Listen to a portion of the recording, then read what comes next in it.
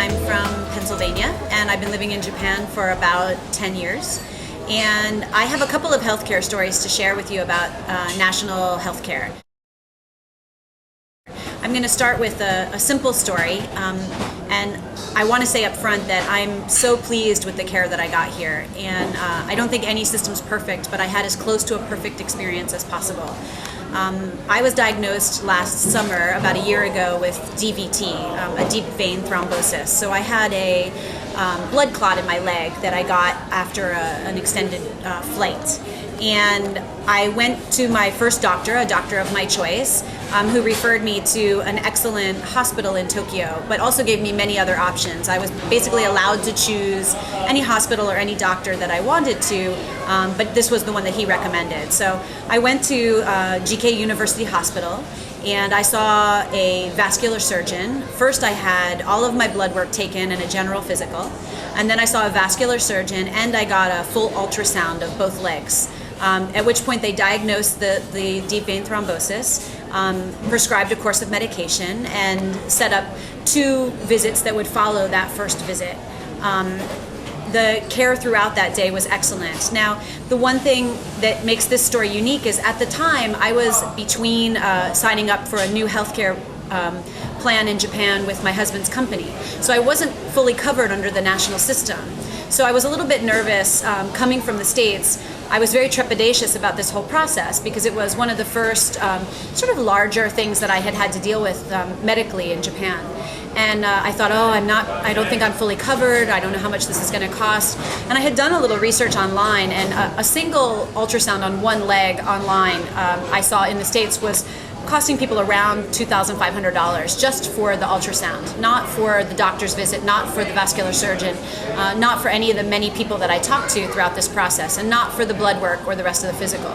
So I thought it would be less expensive in Japan, but I still expected to pay, a good bit of money. So I went in that morning. I spent very little time waiting, maybe a half an hour waiting, which is actually less than a lot of waiting room time I've spent in the States. I had an excellent vascular surgeon, and then I went down to a state-of-the-art center for the ultrasound, where I had 2 doctors, a student intern and a fully accredited doctor who specialized in doing ultrasounds. They did the full ultrasound of both legs. As I said, I got my prescription, and in Japan, one of the amazing things, especially at some of the more modern hospitals, is when you go to check out at the end of your service, they have even a little automated ATM machine. So you have your little card of what you did all day, and they tracked me through the hospital. They recorded everything that happened to me during the day, and then I had this ATM card. So I went to pay. I said to them, I'm not fully covered under insurance. What do I do? They said, go to the ATM machine. So I'm really nervous, and I go down to the ATM machine and I put my card in, and my entire bill for the day, including medication, the ultrasound, the doctor's visit, and compression stockings that were recommended to use for the future, was about $120. So after I paid my $120 and I got my paper that said, come back in 6 months and take this medication, come back in 6 months. When I came back in 6 months, I had a second visit with the same vascular surgeon who pulled up my records. I felt like it was very personal and human. He knew who I was. I didn't feel like I was in some big anonymous system. And I saw my vascular surgeon, and then they had me do 2, again, complete ultrasounds of both legs. And from what I hear, this is really rare in the States. What they would have done in the States if they gave me another ultrasound at all is they would have only done the first affected leg. They wouldn't have checked to see if this had shown up in any other way. And the thing about DVT is once they find it, many people are prone to get a repeat instance, or maybe they found the first one, but you can develop another one in the interim. So at my 6-month mark, they did 2 more full ultrasounds. And because it was a follow-up visit and it was the prescribed follow-up after the first visit, my entire bill that day was about $19. So it was about 1,900 yen.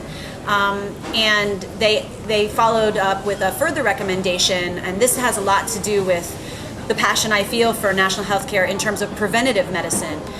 In the States, they would have never recommended seeing me again.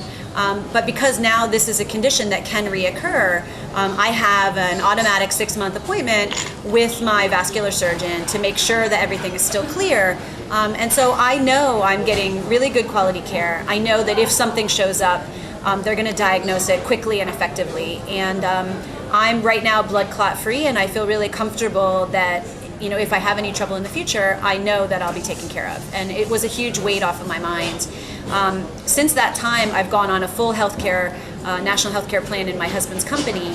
And I've been told that now that the plan that I'm on now, that first visit wouldn't have been $120, it would have been about $20.